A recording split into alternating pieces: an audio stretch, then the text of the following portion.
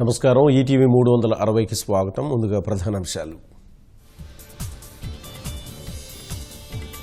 Aadhaar data చౌర్యం కాలేదన్న UIDAI.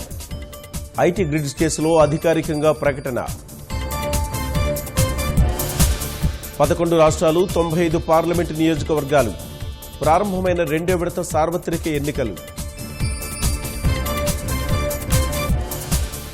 Modi luggage తనిఖీ చేసిన అధికారి సస్పెన్షన్. మార్గదర్శకాలు ఉల్లంఘించారని ఈసీ ప్రకటన. దేశ రాజకీయాలపైన కన్నేసిన మమతా బెనర్జీ. మోదీ రాహుల్కు దీటుగా కనిపించేలా ప్రచారం. టీఎన్ఎస్ఎఫ్ నేతపై దాడి కేసులో 7 అరెస్ట్. నిందితుల్లో వైకాపా ఎమ్మెల్యే కోటంరెడ్డి అనుచరులు.